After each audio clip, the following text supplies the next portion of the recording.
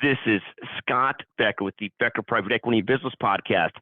Today's discussion centers around the concept of, quote, sorting out teams, a difficult and important process. So sorting out teams, difficult and important process.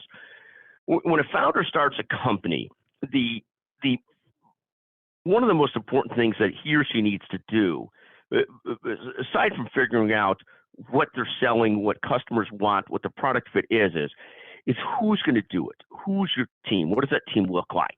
And in my experience, that initial period of time of sorting out teams, of trying to get leadership right, trying to figure out who belongs on the team, who doesn't belong on the team, is an incredibly difficult, challenging time, because if you don't do that right and set that foundation right with the right team being in charge and being able to work through difficult issues, then it's very hard to ultimately build a firm. If you do it right, in contrast, you get the right people on the team, you get the right people in charge, you get rid of the people that can't produce or perform. You've provided that foundation of a great leadership team that could be a huge accelerant for success. And so we view this as absolutely critical. It's absolutely often not fun. You have to be very careful not to prejudge people. I see this done by managers and leaders countless times. They fall in love with a candidate. They believe that candidate is going to be the answer to certain problems. And sometimes treat that candidate who's been recruited or joined better than existing people on the team. And it's not until that person's there that you really understand what you have and don't have in a person. So you can't prejudge. You also can't prejudge the other way.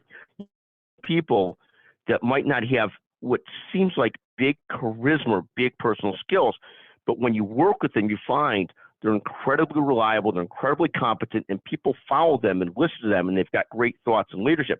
So you have to do this relatively quickly. It could take 3 months to a couple years to really sort out your leadership team, but you have to be very careful about really sort of breathing and understanding who you have, what they're good at, what they're not good at, and who are sort of the leaders amongst that team. And then you've got to be willing to get rid of those that are sort of cancerous or can't produce or can't help or are naysayers and so forth, and not easy to do. But one of the hardest jobs of a founder is this initial sorting out teams, promoting, demoting, deciding who's on the team, who's not on the team, who's going to be in charge, who's not in charge. I remember a long time ago when, after a couple years of working with a specific individual who was magnificent, I put her in charge of the entire team. And it was fascinating because some of the people that were there sort of completely understood it. This person was great and motivated and outperforming everybody else, and so it made sense that she would be in charge of the entire team. There were other people, some of those more senior to that person, that were completely dismissive of it and then essentially left because they couldn't see themselves working for this young woman.